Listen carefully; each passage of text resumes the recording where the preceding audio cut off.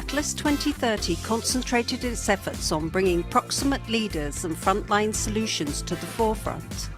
Collaborations led by members from the Global South produced groundbreaking reports on climate and transforming education, with an emphasis on offering local solutions. We continued our mission to create an enabling environment for social entrepreneurs to flourish by initiating a letter to donors, signed by more than 1,200 social entrepreneurs and innovators. The Catalyst 2030 awards ceremony was spectacular, and the awards themselves welcomed by the private sector, governments, bio multilaterals and donors.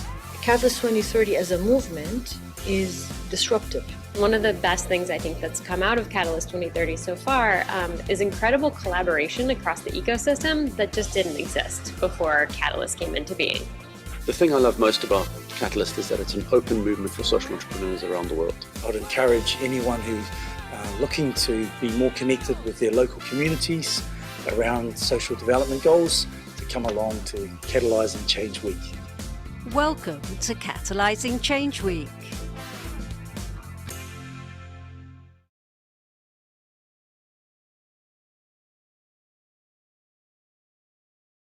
Hello, hello, hello. Hello, Aska, who I know. And Caitlin, where are you from? Where are you calling in from? Hi, I'm in Nashville, Tennessee. I'm with an organization called Bloodwater. Great, thank you. It's nice to meet you. As more and more people come in, maybe we can remind them to rename themselves, which I will do right now with where I am. Okay. All right. Thank you for coming. This session is called Grassroots Globalization for Global Good. And just to give you, I'm going to give you some background, then show a video, and then open it for discussion. Okay, and I think we'll fit it all in the hour that we have. I first heard about Catalyst 2030 about 2 years ago, and I was thrilled to see so much excitement and enthusiasm and effort going into developing tools for connection across borders of all kinds. I and my organization, the East Side Institute, joined up and have learned, participated in many ways, and met amazing people. I wasn't sure at first that we would fit in because we don't work on specific SDGs or in specific countries. I think it's safe to say that we work on all of them everywhere because we have developed not just new tools, but new kinds of tools that support any people, including, of course, social entrepreneurs and community activists hard at work on meeting the SDGs, to learn, to grow, and to develop. For us, the most important question for world changers to pursue is, what can we make? What can we people make together? After all, we human beings made everything. We make theories, we make goals, we make plans to actualize them. And if some of the things we humans have made have taken us to dark places, maybe we can make a crack and let in some light. As change agents, we believe that social transformation comes from the bottom up, from the activity of people exercising their power to transform developmentally and peacefully the current world. The East Side Institute, which we founded nearly 50 years ago, is a US-based global center that builds, works with, and supports grassroots organizations working for progressive change and social justice. Excuse me. We have created two approaches to activating and organizing people's capacity to make things together for the global good. They're called social therapeutics and performance activism. These approaches relate to all people, no matter their age or circumstance, not just as who they are right now, but also and at the same time as who they're becoming as individuals and as communities. And we've discovered that when people come together to play, to create new performances of themselves and to philosophize about what it is to be human, well, they become in ways they never thought possible. We're constantly developing practices, creating organizations, making up new concepts, and articulating theory, all this to support the bottoms-up exercise of power by local and global communities to transform the world as it is, to widen the cracks and let some light in, to create new ways of being that meet human needs. Our experience leads us to understand the work we do, along with the thousands of other social change agents, as a counterforce against or a new kind of globalization. And this is the idea that I invite you to adopt. The amazingly useful technological advances that have been made by human beings are creating new possibilities for how we connect and with whom. The corporate leaders, the political leaders, and elites across the globe communicate with each other about what's going on in the world at their summits, through their media, and virtually. While they have always found ways to do so, we regular people have not. But now we have the technological capacity. Now, not only can they do it, so can we the people, and not only the ones who rule the world by virtue of their authority. We now share our ideas, our emotionality, our histories, our cultures, our knowledge, and most importantly, our creativity together. Our ability to connect with each other, of which Catalyst 2030 is a shining example, needs its own name. I call it grassroots globalization. It's not globalization as written about in the media and among academics and policymakers of both the right and the left, where globalization is lauded or vilified.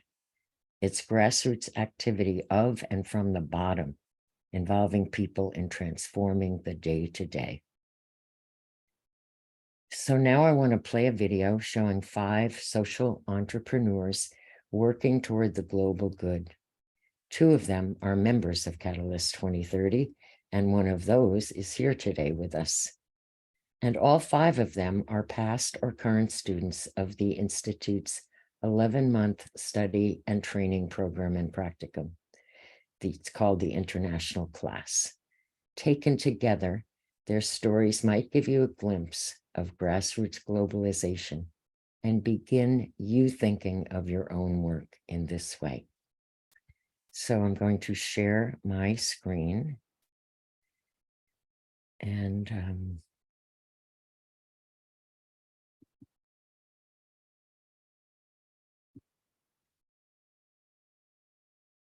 share sound. Okay.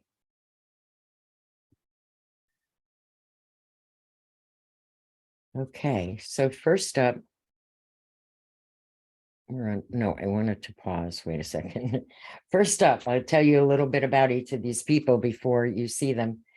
First up is David Kawanuka from Uganda. He's a youth worker and community organizer. He grew up in poverty and is committed to doing whatever he can to improve the quality of life for the poor. When his brother Peter founded a non-governmental charity called Hope for Youth Uganda, David was by his side, building it, running it, sustaining this education and empowerment project in a rural area about 25 miles from Kampala. The impact of COVID was devastating. And David, seeing how girls were bearing the brunt of the ever-worsening economic and social conditions, he worked to get the support of community leaders to build a space and program for girls. And in 2021, he founded the new organization, Let the Girls Be. Let's hear from David.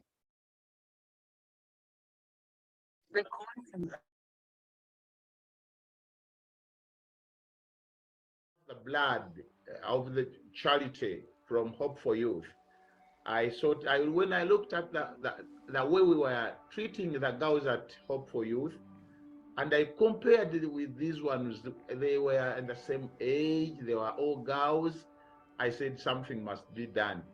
So many girls are being exploited, sexually exploited.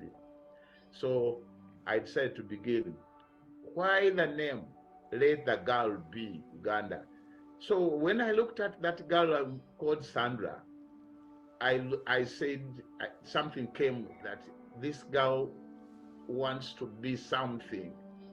Then I came up with that name. Let that girl be.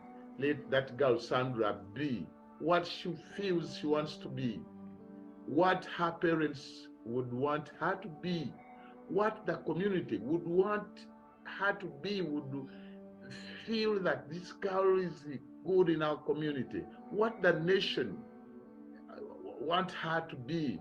We came up with those five thematic, one being that girls' education.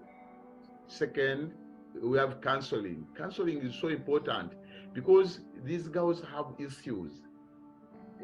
Some of them are not happy, they have issues, we are raped. Some of them have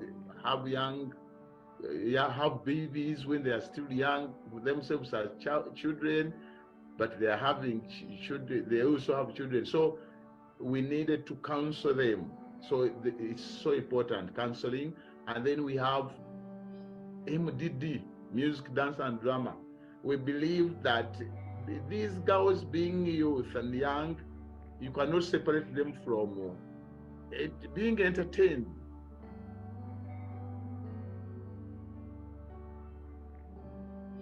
Five thematic programs which will help us reach our goal of empowering vulnerable girls and young mothers to become what they would be, what the nation would want them to be.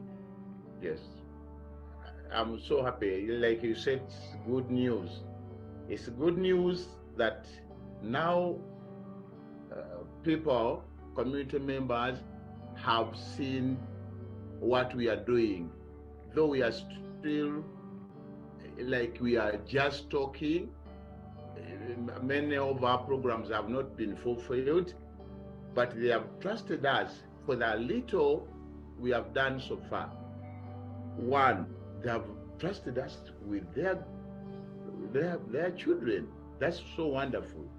Those ones going to school and those ones who are not going to school, because we as I talk now, we are having 103 girls. The members whom we have, our girl members, we have like who participate into these programs. But when we look at where we are coming from, it's not now there's a very big difference from where we came and where we are now. What connection is? How did I get those connections? For example, as I said it before, I can't go without thanking the East Side Institute. For sure, the East Side Institute opened the door for me. And each group has a leader. We have trusted leaders, very wonderful girls. This is a basket made by a primary child girl. Sell these things for them to know that they can also, we are doing this also to create something to them, to be self-reliant, because not thinking that, oh God, Uncle David, as they call me, is going to look for us funds to take us to school, to buy us menstrual towels, to buy us what? What can we do? Even if we are at home, we are not here, how can we contribute something so that we think we become strong women? I told them that strong women have to sustain sometimes themselves, not they get problems because they think this one, I need this, but I should be given. Some boy, a boy, a man can give me this. No, you can't do this. Have that mentality. These interviews are from much longer interviews. They're excerpts, so keep that in mind. And if you're interested in these people that I'm introducing you to, I can send you their emails. Next up, we are going from a village in Uganda to the inside of a mobile van somewhere in the United States. This van is the current home of Katie B, who is a multi-talented performance artist, a professional clown, a laughter yoga practitioner, a circus artist, a mime, an improviser, and more. This is her latest venture. It's called the Joy First Foundation, and it's Tour de Joie. Katie B travels the highways and dirt roads of the United States, stopping along the way at nursing homes, at banks, at police stations and street corners, and offering up pop-up moments of surprise, play, fun, and appreciation. She got this idea to spread joy with random strangers during the pandemic as a response to the sadness and despondency she saw and heard all around her. Here's Katie B.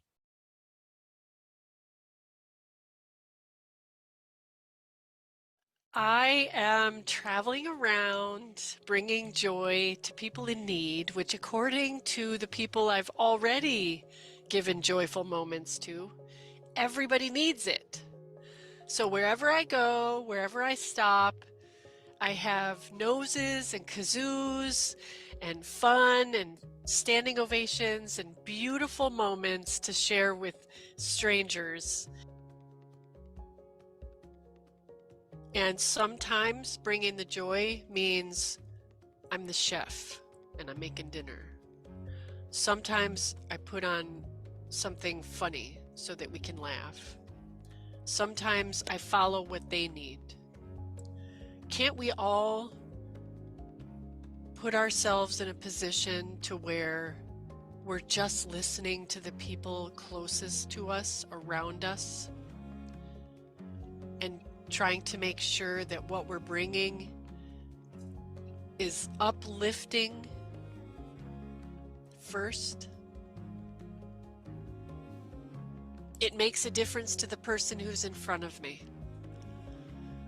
Often they well up. We all have tears. Does it make a difference to a Vietnam vet that I stopped for a minute to give them the welcome home they never got? Yes, it makes a difference. Does it make a difference to a mom who just left her violent situation and is struggling with a baby and a 12-year-old? Yes, it makes a difference.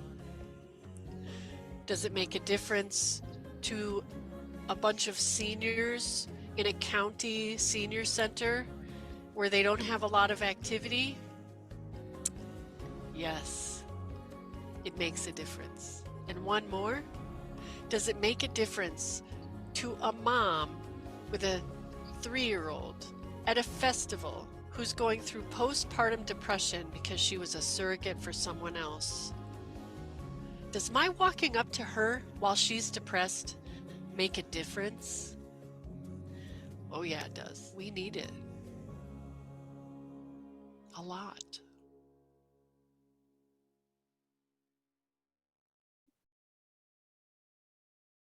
We return to the African continent to meet Asakarolu Okafor, who is with us today. Hi.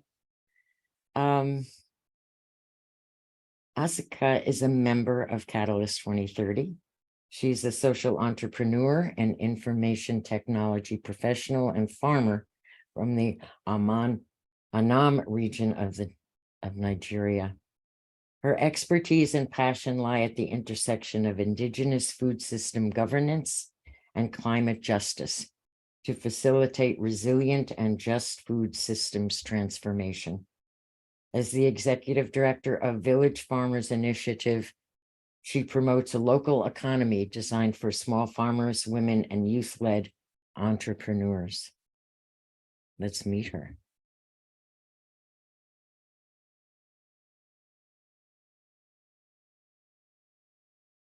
I am amplifying our voices because all these years our voices are not heard.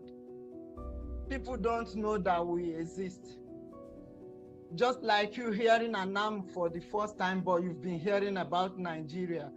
So I'm taking them to a level whereby once you mention Nigeria, you will remember. Once you mention Nigeria, Anam will be familiar in everybody's ear, especially as far as agriculture is concerned, because we are the ones that feed the people down south here. We grow all they eat, and we are not being recognized. We are not being recognized. We are not being acknowledged. We are not being involved in what is going on at the national level, not to talk more of the global level. So I'm taking them beyond the community level. I'm taking them beyond the state level. I'm taking them beyond the national level. I'm taking them to the global stage. The international class gave me boldness. It gave me confidence. It gave me courage. Sometimes you know the truth, but because you don't want people to be hurt, or you don't want to lose out, or lose relationships with people, you won't say it the way it is fitting. No, I don't care what I'm gonna lose. I will say it the way it is, and I will say it the way I feel, and I will say it the way I think is the right way, without looking at anybody's face. We now travel back across the Atlantic Ocean to meet Lorena. Sorry, I'm going to put it up. Yeah, to meet Lorena Rodriguez Pena. She's a peace building expert, a researcher, an artist, and community organizer, originally from Colombia, now living near Sacramento, California. She worked for the Colombian High Commission for Peace during the 2016 peace dialogues and has deep experience working with indigenous and peasant communities on the revalorization of their biocultural resources. Moving to the US in 2019, she worked as a legal investigator to develop defense argumentation and narratives for incarcerated young people, mostly Mexican-American youth who were facing the death penalty. It was a job, as you might imagine, that she struggled with, and she'll talk about that a little bit. Since leaving that, Lorena has been working in the community with the families of the incarcerated teens. Let's hear from her. And so I think that the good news for me, at least, is kind of like a curiosity to rethink all these words that are out there in the peace building field, like justice, like peace, like security, and kind of like going back and rethink really what those words mean in this context, in this moment where we are in time and space. All these issues of identity and all those labels, they don't matter so much when people gathers around art, when people gathers or youth gathers around poetry or music or environment, or there is that space, that safe space where a youth has all the energy, curiosity, they have questions about issues around the world, about issues they face in their own families and communities, and that through music, through art, through dance, through poetry, through painting, we can create something new, and at the same time hold the spaces to bring those questions and channel that energy that they have, and channel those questions that they got. I've never taken therapy before because I grew up in a country where like therapy no, we're busy, like you need to work, you know, like and so I was always had this weird feeling about therapy, but I really like the approach of Maria Jose, because it was not like the typical I give you a diagnosis and this is what you have to do and these are all the steps and you're gonna get better if you follow A, B, C, D, E. But it was mostly what I've learned through my work with Indigenous people and with community organizing with Grassroots, that is more about we build this together, right? Every session is what is your offering, and then from that we're working together. And it was not like she's the therapist and I'm like somebody that goes for help, but it was like we're doing this together, and I really liked it. I've witnessed the voice of young people thinking, I want to participate in something different. I want to participate in building something different. But building something different is not, as I say before, is not that we're going to go through that something different, but we always make the emphasis building something different. It starts from our group. It starts from how we relate to each other. It starts from like why we're playing music. What are the stories that these songs tell us? What are the stories that this movie is telling me? What are the stories that I get from this book of poetry?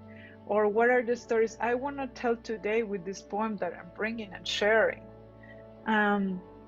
Change and utopians doesn't start from like a dream far away, but it starts from what we can build today, now, in this group, in this session, and every time that we get together, and so that's why Son Jarocho, for example, has traditionally specific rules. You know, for example, women are the only ones sometimes allowed to dance. But now we have all the movement of the queer movement.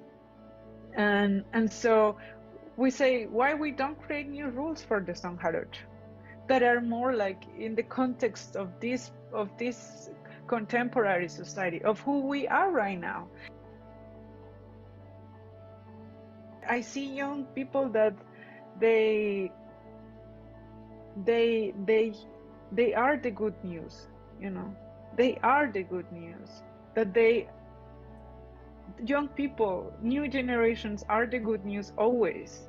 We just have to give them a space to thrive, because I think society has been so busy working towards another, you know, like going into a more progressive world, or who knows, technology-wise or whatever, and like the good news that are out there, these little seeds that are growing, we just have to water them. But when I started the international class, all the examples, for example, that we're talking, or all the activities about performing have been very useful for me to bring back to my community and the communities I work with. I sometimes feel very insecure about the methodology I use for my community, because I don't want to create harm. I always want to bring things that doesn't harm anyone, and sometimes I question a lot about, is this actually working? Is this actually good or not?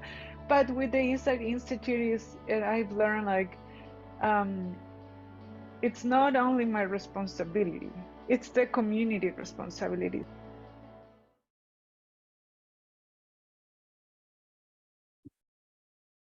Our final entrepreneur for global good is Patrick Struby, who, like Asika, who you've seen, is a member of Catalyst 2030. He's originally from Zurich, Switzerland. He had a very successful career as an executive at the world's largest commodities trading program. And as he says, he realized what he was doing was making the rich richer and the poor poorer. And he just quit his job and began an improvisational journey into social entrepreneurship and social activism. He founded the company Fairtraza, which pioneered an innovative model for helping farmers improve incomes, increase know-how, and develop into self-sufficient entrepreneurs and exporters. Fairtraza began in Mexico, scaled to several Latin American countries, and is today one of the top suppliers of organic and fair trade fruit from Latin America. For this work, Patrick has been lauded and awarded dozens of honors from philanthropic, business, and global educational organizations.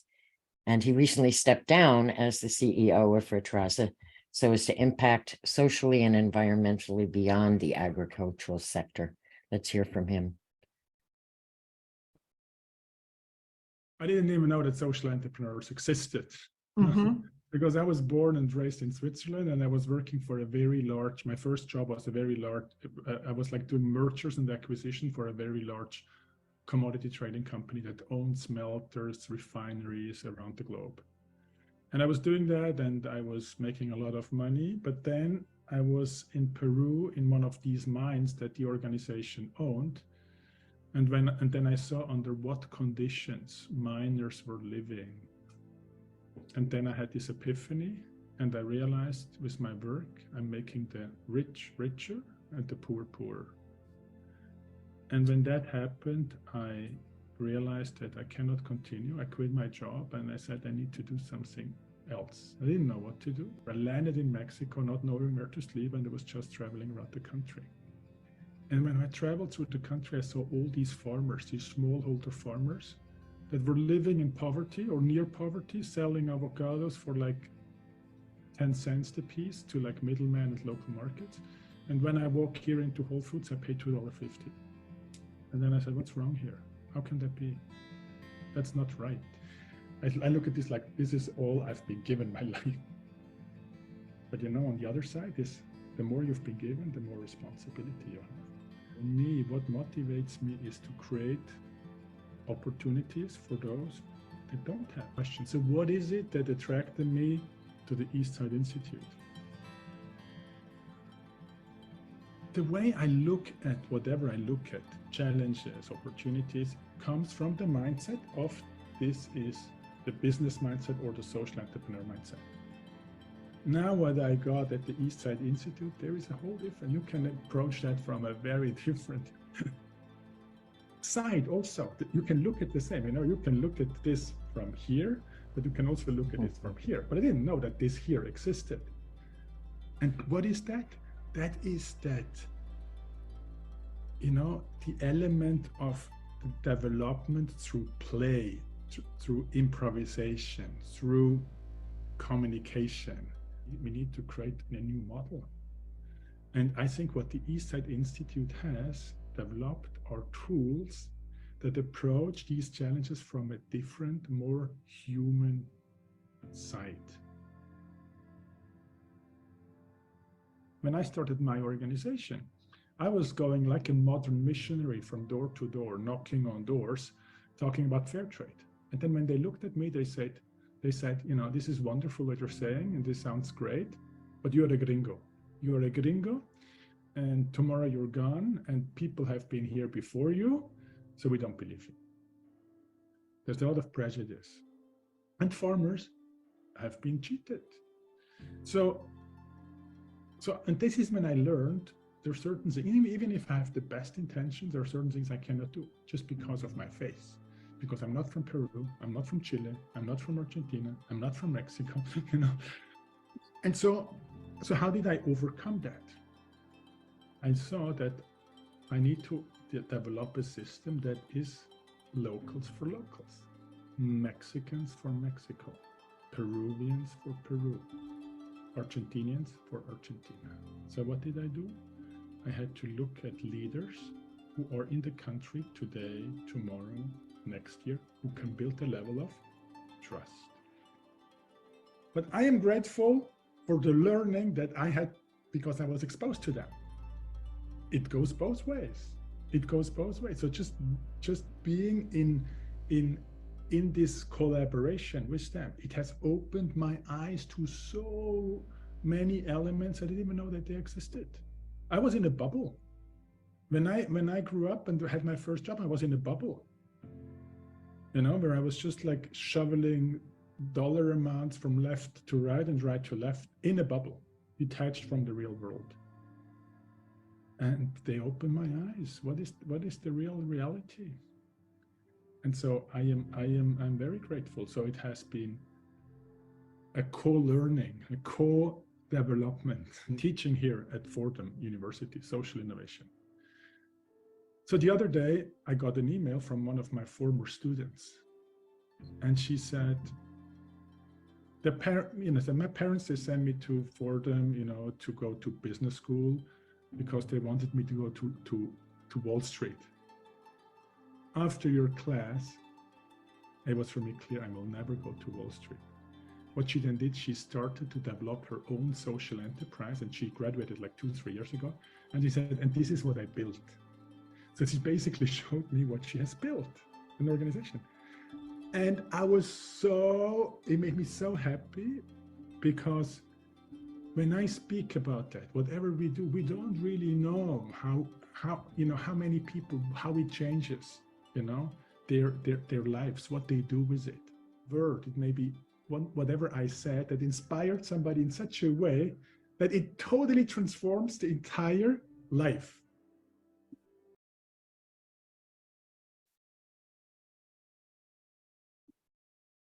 Okay. I know that was a lot, very rich conversations.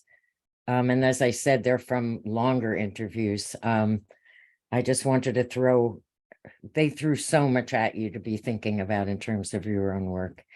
And I'm very appreciative to David, KDB, Asika, Lorena, and Patrick for sharing their passions. How they're living their lives is very moving and inspiring to me. I feel privileged to be working with them, as they're all past or current participants in my institute's 11-month masterclass.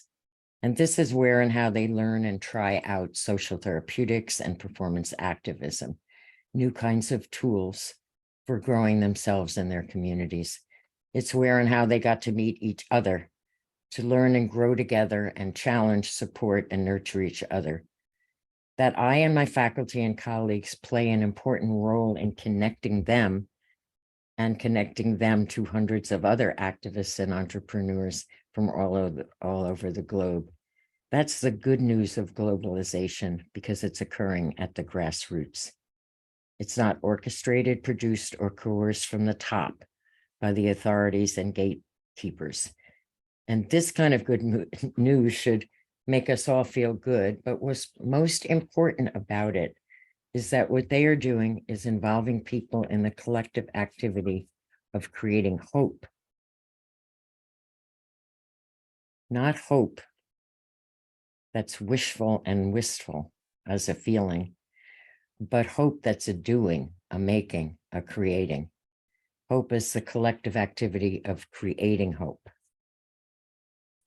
We at the Institute are constantly designing and experimenting with new practices and programs and organizations, making up new concepts, articulating theory, all this to support the bottoms-up exercise of power by local and global communities. This doing, this making, this creating is part of transforming the world and creating new ways of being that meet our needs. We believe we have to perform a new world. We don't hope for it. We create hope as we do it. So that's my spiel. I love that I've introduced 5 people to you. I have not been able to look at the chat, so I don't know what it says, but let's take the rest of the time and respond and ask questions and get to know each other. Thank you.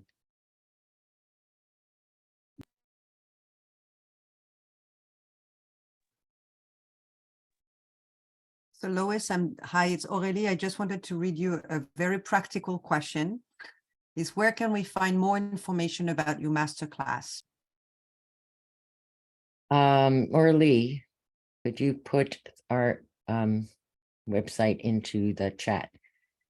It's called the International Class. So Orly is going to put in the website of the Eastside Institute, and you will find it under studies programs, I think, called the International Class.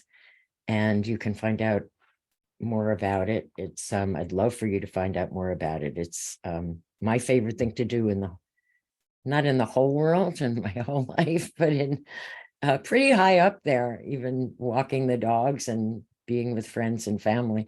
I thought I had another thing to say about it. You could certainly talk to Asika, who's here with us today and is in the current class. So thank you for that question. As I said at the beginning, and most of you weren't here at the beginning, and when I and my institute became a member of Catalyst 2030, we said, we don't fit. Like this application said you had to put down what country you work in. Well, we kind of work in every country that people come to us. What SDGs do you work on? Well, we really work on all of them in the sense that whoever comes to us is working on one or two of them, and we work to support them. So we're working on all of them. Anyway, we weren't rejected, and we're very happy about that. Hello, this is Mary. I'm from Catalyst, from the Secretariat. I'm the Community Building and Engagement Coordinator, and I absolutely adored the videos. I found them so inspiring, and what you're doing is basically enabling the environment and looking for other enablers. And all from the grassroots communities and putting their perspective and voices. I really treasure all the people that brings voices into the scene and the front lines. So thank you for that.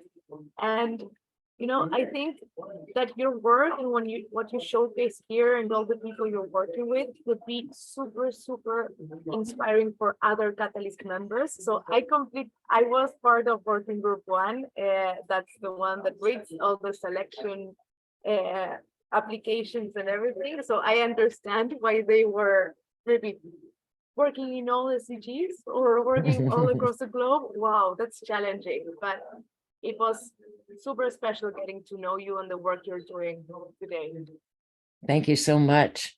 Thank you, and thank you all for giving us a chance to be here. Other people, you have comments? How you were feeling? Any questions you want to know more about? Yes, Mike. Hi, Mike.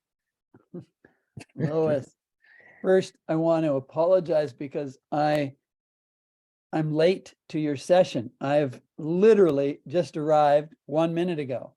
But I want to ask, how can we scale what you do to folks who are working in poverty, where connecting properly with people who have problems with health, income, housing, education, connection to the community, and personal motivation, self-esteem, multidimensional poverty. How can we scale what you do to create an army of therapists, an army of counselors, an army of facilitators that can help people move forward? I love the question. we work on that. Here's a thought for you. How about instead of scaling to create an army, or it's a kind of scaling that most people do. Think of a rhizome, a mushroom, asparagus, weeds. What differentiates them from other plants is they don't grow this way. Okay? That's usually how we think of scaling. Let's go up, let's get bigger. No, rhizomes are like this. They spread They're unsystematic. Any one of them can then sprout another one.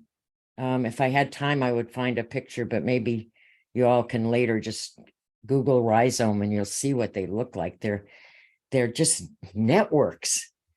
So that's what we're trying to do. I mean, we're a nonprofit that has a pitifully little budget. A third of that comes from contributions. We'd love that to be half of it so we could do more. But so we can't scale. We could work with partners who could scale, but this kind of scaling that's so exciting in a way is wish I could talk to you more about those people in that video and others and how they're rhizomic. This one spreads to that. And then we spawned 3 different organizations, one called the Global Play Brigade, which started during the pandemic when a man in China who was a professional improviser wanted to do something during the Chinese lockdown and called upon his improviser friends, and they got together, people in China, on Zoom and played games together, improv games. And that organization is in its 3rd year now, about to have its 3rd anniversary. And there are 250 or so volunteer improvisers. There's a WhatsApp group that started among Nigerian youth, which now has spread to other youth for emotional support. So there's that organization. There's Developing Across Borders is one of our products where entrepreneurs, activists come together weekly in an emotional support group. There's Let's Learn, a free school where anyone can teach and anyone can learn. I could go on and on about the rhizomic scaling that we do, but so if you or anyone else here can help with that, and also, you find a billionaire who wants to contribute and support this work, we would be everywhere to give you support in the wonderful, wonderful work that all of you do. Yeah. Thank you for that. Incredible. Let me, you and I have connected before this session, I think on text and I look forward another session we were both at. Yes. Yeah. And I look forward to meeting you next week. I just want to say the Global Play Brigade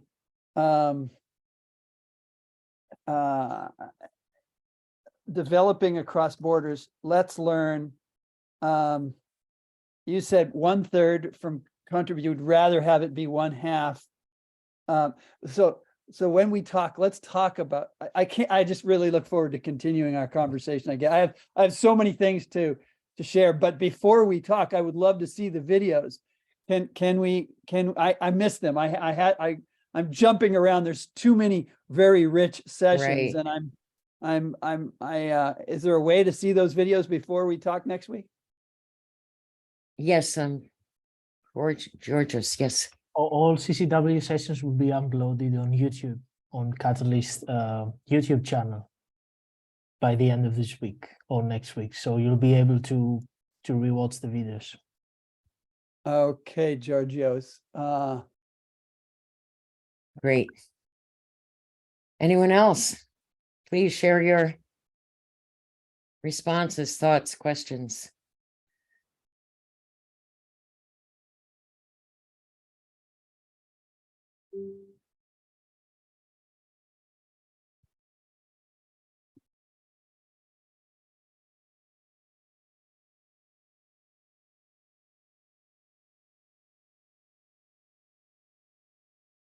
Nobody has anything to say. That's amazing. Amazing. You could write it in the chat if you don't want to speak.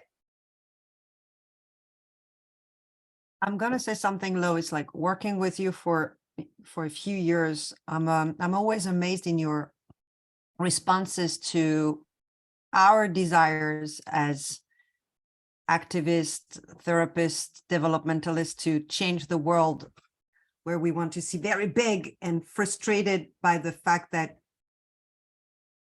where we can work on and impact on is where we are. So quoting one of the video, which is, it starts with your community. I have to say, I'm always deeply encouraged when I hear you just say, well, focus on the people who are in the room. Why are you thinking of the people who are not in the room? Build, and I think that's the tension that is so hard sometimes to continue doing. It's to keep focusing on the doing and without being swayed, I would say, by what's going on in the world, and at the same time being impacted. So I was wondering if you had more to say on that, on this tension and how to keep the fuel going for all of us. Nice. Very good question. Very relevant, because it is the activist response. And by activist, I don't mean you have to be an activist. I just mean as a person, to activate yourself, to quote, keep going. Is both an emotional and intellectual task. It's the unity of both. You can't do it just emotionally or just intellectually, as we all know. So, I think you have to find your own ways, and there should be many of them, to embrace both. Like why doesn't Catalyst have 50,000 people, members? Why not? There are at least 50,000. It has like 2,000. Why don't we have whatever as the Institute? There's at least, well, growth is relative. As Peter said, David said in the video, we're not doing all we said we were going to do, but where we came from and where we are now are so different. It's qualitative. You have to think of qualitative growth. And so even as you work on quantitative growth, which I know Catalyst works on quantitative growth, but qualitative growth is so important.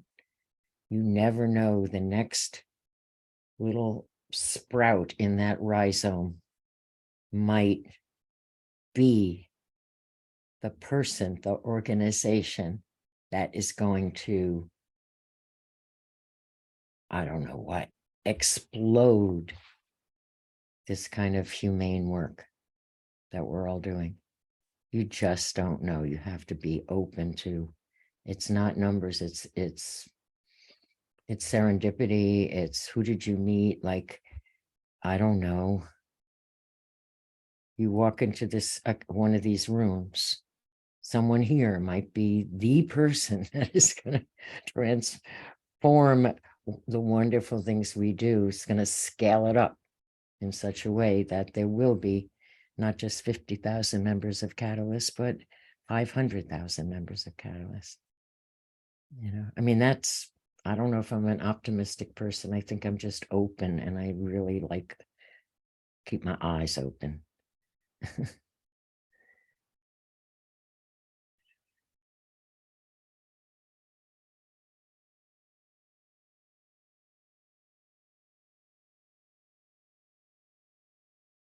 Anyone write anything in the chat?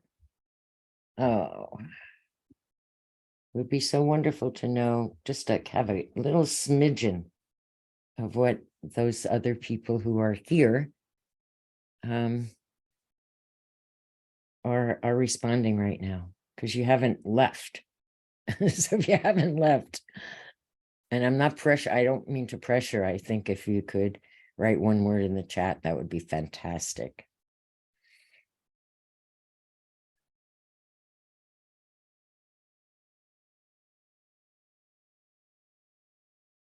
Hi, Caitlin. Hi, I just wanted to introduce myself a little bit more. So Bloodwater, we actually have a session on Friday at 7 a.m.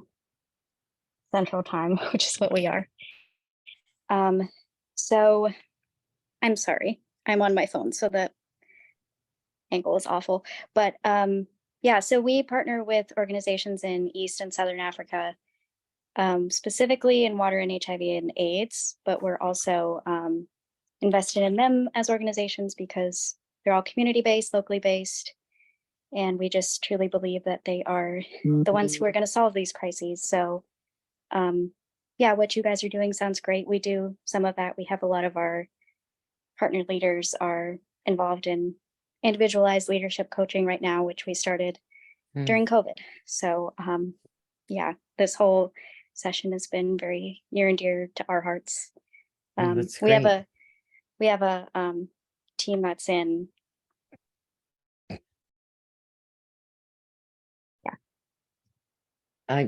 What's the name of your organization, Caitlin? We're called Bloodwater. Bloodwater. Yeah, Thanks. we have a session. It's 8 a.m. Eastern time, Friday. Okay, thank you. Thanks a lot. Yeah, thank you.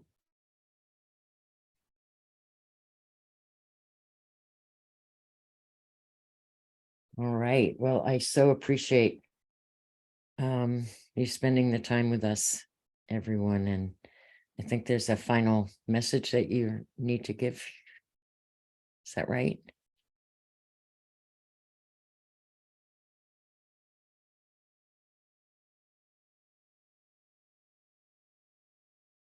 Yes, everyone, we have the Catalyst Awards. Please go on, nominate, sign up, and share your knowledge. And thank you for being on the CCW. And for whoever is not a Catalyst member, join Catalyst. And thank you. Thank you. Thanks for your help.